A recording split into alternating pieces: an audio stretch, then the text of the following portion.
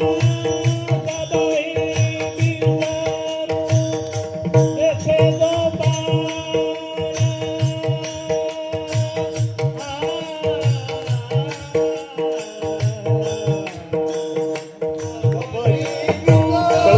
नाही ते असा परमात्मा आहे. आणि म्हणून अशा परमात्म्याला सर्वत्र व्यापक पाहिल्यानंतर गोपींना तो सगळा कळतही होता आणि आकळतही होता.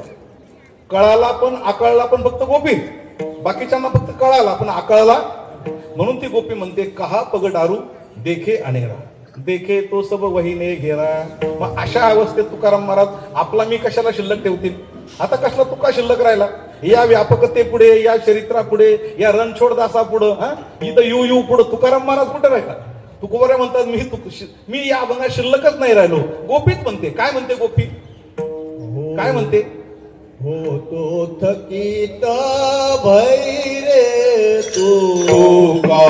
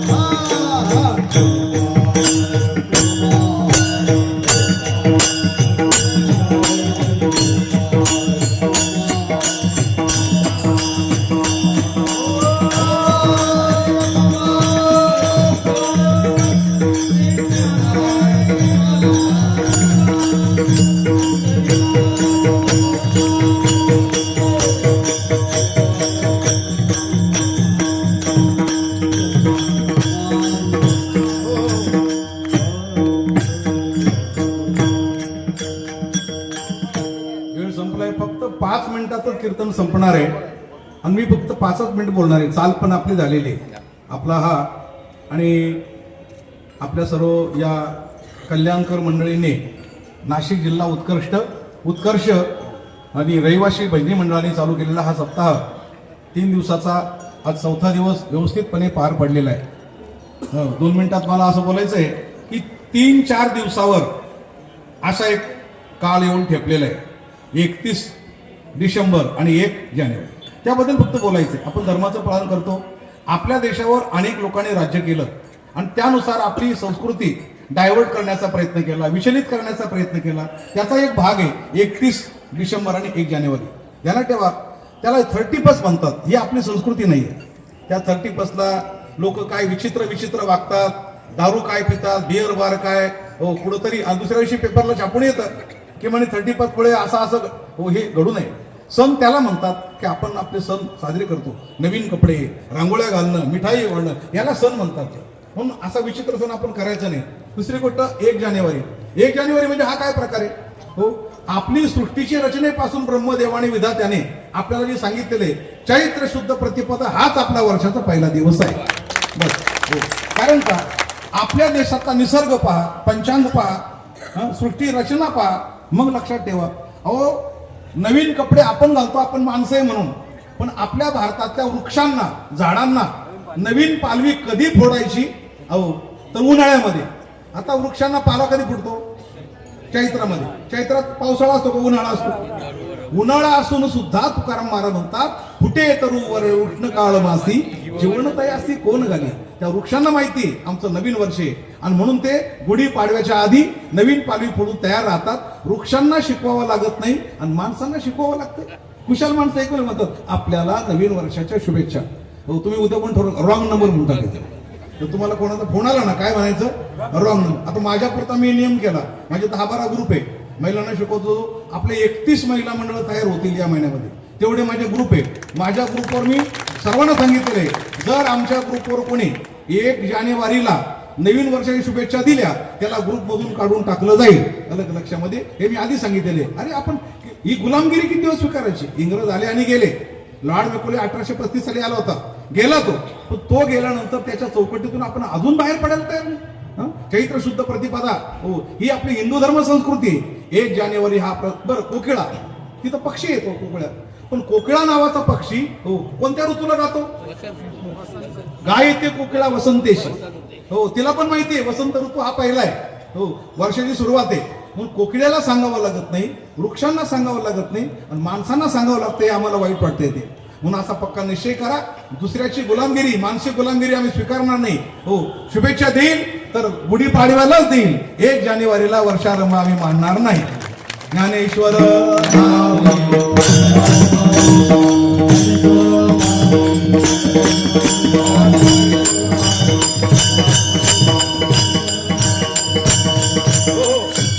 आपल्याकडे प्रमुख पाहुणे मंडळी आलेले ते पण मनोगत व्यक्त करतील.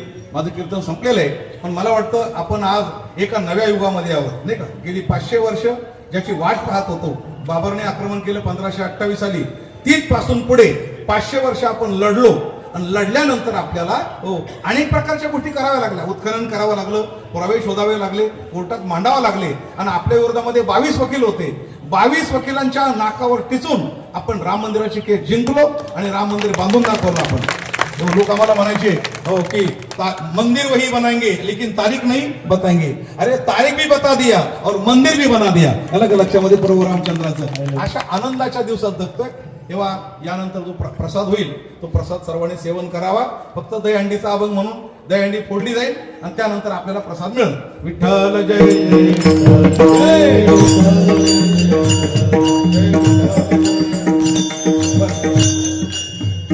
आज या ठिकाणी आपला सप्ताह भेट देण्यासाठी आदरणीय नगरसेवक सचिन दादा पोटे तसेच शेखर दादा पोटे या ठिकाणी उपस्थित आहे.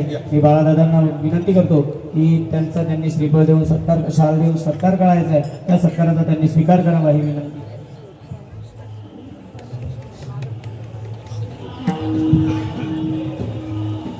त्यांचंही मोलाचं सहकार्य आपल्या सत्कारासाठी लागलेलं आहे.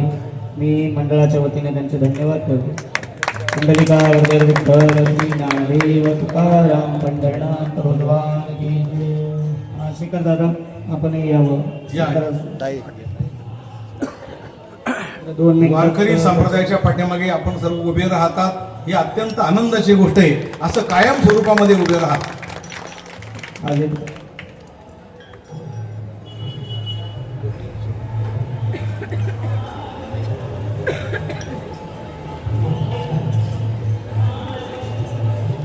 आज या ठिकाणी कोळशेवाडी पोलीस स्टेशनचे पोलीस निरीक्षक श्री नाईक साहेब या ठिकाणी उपस्थित आहेत. मी त्यांना देखील विनंती करतो की धनराज दादांनी त्यांचा सत्कार करायचा आहे, त्या सत्काराचा स्वीकार करावा ही विनंती आहे.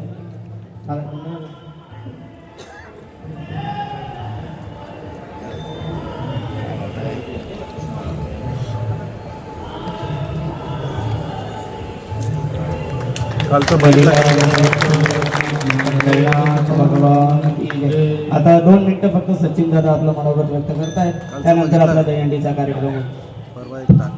रामकृष्ण हरी. आता महाराजांनी इतकं चांगलं संबोधित केल्यानंतर मी बोलणं म्हणजे सूर्याला दिवा दाखवण्यासारखंच आहे. पण तरीही सत्ताच्या माध्यमातून आपल्या परिसरामध्ये विठ्ठलाचं जे नामस्मरण होतं त्यासाठी हे कार्यक्रम झाले पाहिजेत. आता महाराजांनी म्हटले की 31 बनवायचं नाही. इथे बसलेले सगळे वारकरी आणि 31 साजरे करणारे सगळे धारकरी. त्याच्यामुळे अशा लोकांपासून लांब राहिलेलंच चांगलं. तुकाराम महाराज म्हणायचे, नाम घेता नाम घेता नामाची ठिके. म्हणजे सतत परमेश्वराचं स्मरण आपण ठेवलं पाहिजे. आणि आपल्या आयुष्यामध्ये आई वडिलांचं चरण आणि परमेश्वराचं स्मरण असलं की आपल्या जीवनामध्ये अडीअडचणी येत नाही. एका कवीला एका माणसाने प्रश्न केला की तराजूमध्ये एकीकडे रामाची मूर्ती ठेवली आणि दुसरीकडे तुला तिथे बसवलं तर कोण जड होईल? तर त्यांनी सांगितलं की मी रामापेक्षा जड होईल. मग तो म्हटला कसं काय? कारण म्हणतो तिथे फक्त राम आहे आणि मी जिथे बसलो माझ्या आतमध्ये पण राम आहे. त्यामुळे मंदिरामध्ये राम शोधण्यापेक्षा आपण प्रत्येक माणसाच्या आणि मनुष्याच्या ह्याच्यात राम बघितलं पाहिजे, भगवंत बघितलं पाहिजे. मी काय जास्त इथे कीर्तन करायला आलो नाही. कीर्तनाचा अर्थच हा मनातली जी किरकिर कमी होते.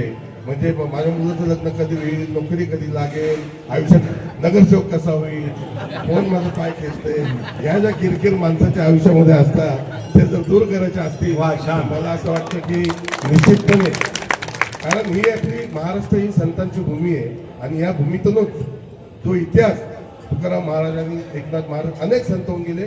आणि आपलं वैशिष्ट्य असं आहे की सर्व समाजातनं आपल्या महाराष्ट्रात संत झालेले. याचा अर्थ की जात धर्म पंथ न मानणारा जर कुठला हे असेल तर ते आपलं कीर्तन आहे, वारकरी संप्रदाय आहे. त्यामुळेच आज जे संस्कृती टिकून आहे असं म्हटलं जातं, भूक असताना खाणं त्याला प्रकृती म्हणतात, भूक नसताना खाणं त्याला विकृती म्हणतात आणि भूक असताना दुसऱ्याला खायला देणं त्याला संस्कृती म्हणतात. आणि ही संस्कृती जपण्याचं काम अशा प्रकारे महाराजांच्या माध्यमातून आपल्याकडे होतं, संबोधन केलं जातं. आणि मला असं वाटतं येणाऱ्या नवीन पिढीला, आता इथं माता भगिनी भरपूर बसलेल्या आहेत, मला असं वाटतं की आपल्या मुलांवर जास्तीत जास्त संस्कार या माध्यमातून झाले पाहिजे. परमेश्वराचं नामस्मरण झालं पाहिजे. पूर्वी नावं असायची, दत्तात्रय, तुकाराम, विठ्ठल अशी नावं आई वडील ठेवायची. आताची नावं तुम्ही बघता आणि ती घेऊ पण शकत नाहीत, स्पेलिंग पण घेऊ शकत अशी पण नावं आहेत. पण ती नावं ठेवण्याच्या मागे उद्देश हाच होता की ते नाव घेतल्यानंतर त्या निमित्ताने परमेश्वराचं स्मरण होईल म्हणून ते नाव ठेवले जायचे. आता ते नाव ठेवण्याची आता फक्त लोक दुसऱ्यांना नाव ठेवतात, पण स्वतः त्याच्यामुळे ही आज जी परिस्थिती आहे, जात धर्म याच्या नावाखाली जो द्वेष निर्माण केला जातो, ते मला असं वाटतं ज्योत से ज्योत बाहे चलो प्रेम की गंगा बाहे चलो असं संत ज्ञानेश्वरांनी म्हटलं. मला असं सांगायचं की आपल्या मुलांना संस्कारित करा आणि प्रेमाची भावना कीर्तनाच्या माध्यमातून त्यांच्यामध्ये निर्माण करा, एवढं त्या निमित्ताने बोलतो. रामकृष्ण हरी. धन्यवाद. आपण आपला अंतकरणात येथे मनोगत व्यक्त केलं. मी मंडळाच्या वतीने आपलं पुनश्च एकदा धन्यवाद देतो. आज या ठिकाणी आपले आधारस्तंभ शरददादा पाटील देखील उपस्थित आहे. त्यांचा देखील मी बाळादादांना विनंती करतो की त्यांचाही त्यांनी स्वीकार करायचा आहे, सत्कार करायचा आहे आणि त्या सत्काराचा त्यांनी स्वीकार करायचा आहे. तसेच त्यांच्यासोबत आज या ठिकाणी नगरसेवक पदाच्या उमेदवार आरतीताई पवार या देखील उपस्थित झालेल्या आहेत. त्यांचाही सत्कार आपण मंडळाच्या वतीने करायचा आहे. मी त्यांना विनंती करतो की सत्काराचा त्यांनी स्वीकार करायचा आहे. कोण महिला या कोणीतरी सुनीता या 2 मिनिटं महिलांचा सत्कार करा.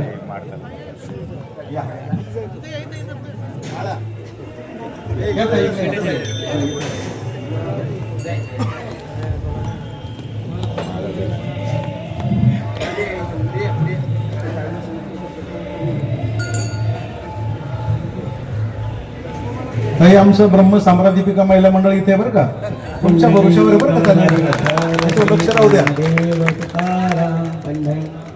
रामकृष्णारी आता 2 मिनिटात फक्त दहीहंडीचा कार्यक्रम होईल. त्यानंतर आपण कार्यक्रमाच्या समारोपाच्या दिशेने वाटचाल करूया. तर महाराज हंडीचा कार्यक्रम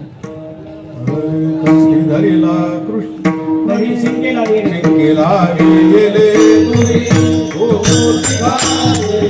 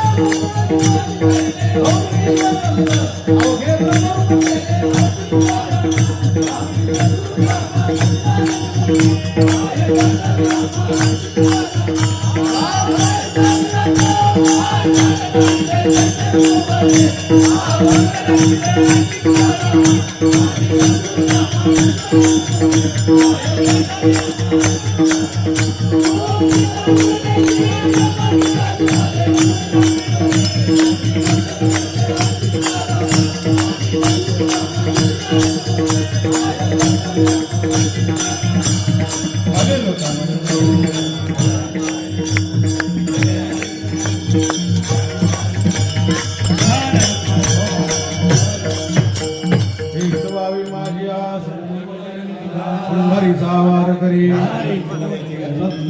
सर्व काळ हरीचा वार करी चंद्रभागे स्नान हरीचा वार करी मागणे ते तुझ प्रती आहे या संतासी निरवी हेची मज देई तुका म्हणे आता उदार तू होई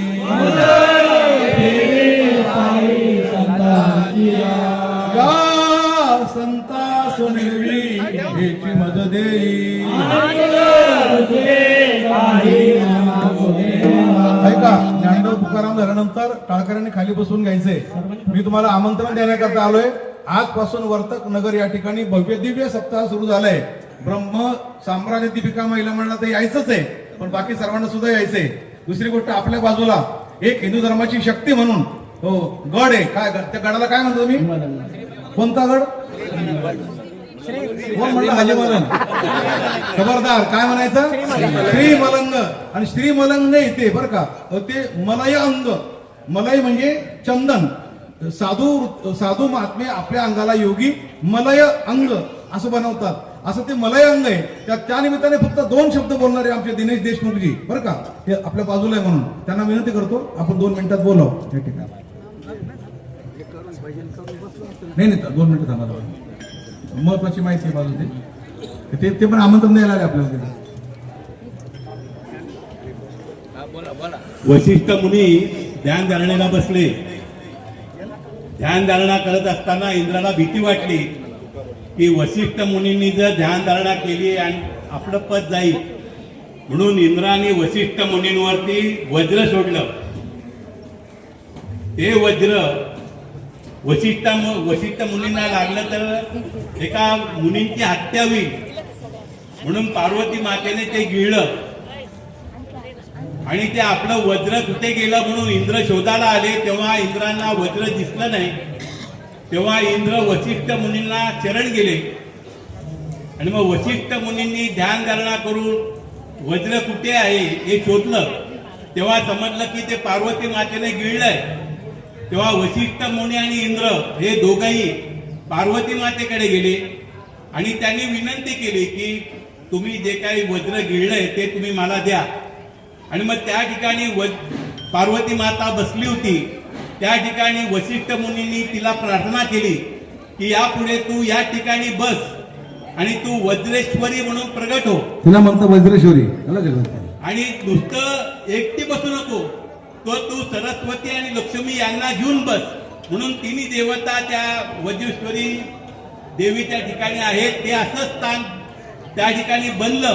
त्या ठिकाणी ऋषीमुनींनी यज्ञयाग केले आणि ते यज्ञयाग झाल्यावरती त्या स्थानापासून 4 योजने दूर एक अमर पर्वत आहे. त्या अमर पर्वतावरती दत्तप्रभू नवनाथ समावेत वास करतात. हे ऋषींना समजल्यावरती सर्व ऋषी त्या अमर पर्वतावर आले आणि त्यांनी यज्ञ केला. आणि त्या यज्ञामध्ये दत्तप्रभूंनी नवनाथांच्या समावेत त्यांना दर्शन दिलं. तो अमर पर्वत म्हणजे श्री मलंगड. आणि अशा या मलंगडावरती मलंग वास करतात, पीर वास करतात. पीर आणि मलंग हे नवनाथ संप्रदायामध्ये पदव्या आहेत, हे मुसलमान नाही. आजही त्र्यंबकेश्वरला जे नाथ प्रभू बसलेले गादीवर त्या नाथांना पीरजी म्हणतात. आज गणेशनाथ जी आहेत त्यांना पीरजी म्हणतात. जी पीडित व्यक्ती ज्या सद्गुरूकडे येते तो सद्गुरू त्या पीडित व्यक्तीची पीडा दूर करतो. अशा सद्गुरूला पीर म्हणावे. त्याचप्रमाणे जे सद्गुरू आपल्या शरीरातून अशी साधना करतात की त्या साधनेतून त्यांच्या शरीरातून चंदनाचा सुवास बाहेर पडतो, असे जे आहेत सद्गुरू ते मलंग. या दोन पदव्या, या श्री मलंग आणि पीर जी या नवनाथ संप्रदायाच्या पदव्या आहेत. माघ पौर्णिमा आता 2 फेब्रुवारीला येणार आहे. त्या 2 फेब्रुवारीला मोठा उत्सव त्या ठिकाणी होणार आहे. सर्व परंपरा या हिंदू पद्धतीनुसारच होतात. ब्रह्ममुहूर्तावरती आपल्या देवांना गंध लावलं जातं, गंध उगाडलेलं लावलं जातं. पालखीचे भोई हे हिंदू भोई आहेत. तिथे ब्राह्मण पुजारी आहेत, केतकर पुजारी आहेत. हे सगळं जर आपण बघितलं तर हा संपूर्ण हिंदू पद्धतीनुसारच त्या ठिकाणी विधी होतो. आणि असा हा कार्यक्रम धर्मवीर दिघे साहेबांनी जो सुरू केलेला आहे तो पूर्वापार चालू आहे. वर्षाच्या 12 महिना पौर्णिमा श्री मलंगगडावर जाऊन आपण आरती करत असतो. त्या आरतीमध्ये एक कडवं आहे, मलंग वेशा ध्वरी स्वीकारसी, एका जनार्दनी दर्शन देशी, आपाप कल्याण ग्रामी तू ती वससी, मज कळले निश्चिती. आपण जर आपले धर्मग्रंथ उघडले तर एकनाथ महाराजांना दत्तप्रभूंनी मलंग वेशात दर्शन दिलं, रामदास स्वामींना मलंग वेशामध्ये दर्शन दिलं. हाही आपण अभ्यास अवश्य करावा. आपण शिवलीलामृत वाचतो. या शिवलीलामृतामध्ये 15वा अध्याय आहे, तो आपण अवश्य वाचा.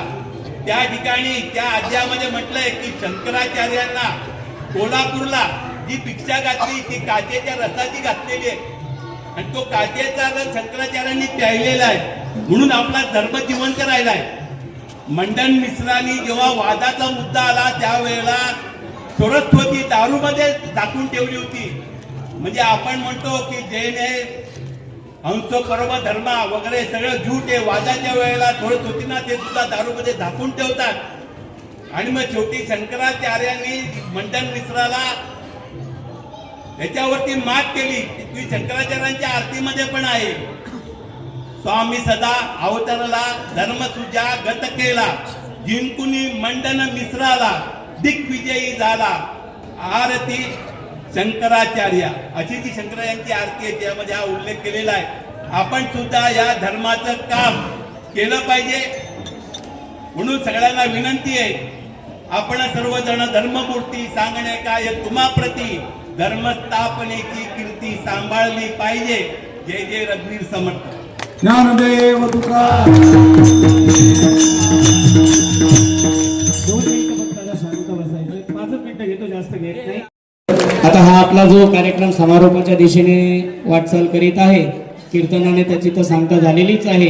आता महाराजांचा आदेश आहे की आपला हा कार्यक्रम जो आपण हा नेम चालू केलेला आहे तो अखंड टिकावा. म्हणून संतांच्या भाषेत देवाकडे मागणं मागायचं आहे, ते म्हणजे देह जावो अथवा राहो, पांडुरंगी दृढ भाव, चरण न सोडी सर्वता, आन तुझे पंढरीनाथा, वदनी तुझे मंगलनाम, हृदय अखंडित प्रेम आणि नामा म्हणे केशव राजा, केला नेम चालवी माझा. या न्यायाने हा उत्सव पुढील वर्षी अतिशय उत्साहात पुन्हा संपन्न हो, ही भगवंताच्या चरणी प्रार्थना. आणि कुंडलिकावरती विठ्ठल श्री ज्ञान. पुढील सूचना थोड्याशा. आज बाबांचं धन्यवाद द्यायचं. जसं आपण पाहतो की बाबांचं कीर्तन म्हणजे आपल्यासाठी पर्वणी असते. आज बाबांनी अतिशय सुंदर आपल्याला गोकुळामध्ये घेऊन गेले आणि समर्पण भाव काय असतो तो अतिशय सुंदर आपल्या अंतःकरणामध्ये ठसवला. मी नाशिक जिल्हा रहिवासी उत्कर्ष मंडळातर्फे बाबांचं धन्यवाद देतो. आणि आपण सर्वजणांनी या ठिकाणी हा सप्ताहरूपी गोवर्धन पर्व जो उचलून धरला यासाठी मोलाचं सहकार्य अनेकांचं लागलेलं आहे. त्यामध्ये आपल्या सर्वांचे इथे लाडके असलेले सर्व कार्यकर्ते जिथे काही प्रत्येकाने आपापली बाजू सांभाळली. आमची काकड्याची बाजू आमचे रायते महाराज असतील, बंडू महाराज असतील, सोनवणे बाबा असतील यांनी सांभाळली. तदनंतर इथं वेळोवेळी आपल्याला सहकार्य करणारं राजमुद्रा सोसायटी आहे, ओम श्री साई समर्थ सोसायटी आहे, हर्षमंगल सोसायटी आहे, शिवमंगल सोसायटी आहे. या सोसायटीतील रहिवाशांचं देखील आपल्याला मोलाचं सहकार्य लाभतं. मी पुनश्च एकदा सर्व मंडळाच्या वतीने त्यांचं देखील धन्यवाद देतो. असंच सहकार्य आमच्यावर ठेवा, असंच कृपाछत्र ठेवा. आणि आता एक विनंती कार्यकर्त्यांतर्फे आहे, आता यात थोड्याच वेळात महाप्रसादाला सुरुवात होत आहे, तर महिला ज्या आहेत त्या महिलांनी मध्ये बसायचंय, पुरुषांनी बाहेर बसायचंय. आणि जी काही आपली या सोसायटीतील तरुण मंडळी आहे त्यांना विनंती आहे की सर्वांनी वाढण्याचं आपल्याला सहकार्य करायचं आहे, की जेणेकरून आज पब्लिक थोडी जास्त आहे, आपली त्यांची गैरसोय होऊ नये, थोड्याच वेळात महाप्रसाद सर्वांना मिळावा ही विनंती. आणि हा कार्यक्रम पुनश्च एकदा सांगतो, भगवंताच्या चरणी प्रार्थना करतो की पुढील वर्षी याही पेक्षा दुप्पट उत्साहात आज सोहळा येथे संपन्न व्हावा. असो. कुंडली कवरदारी विठ्ठल श्री ज्ञानदेव तुका. आणि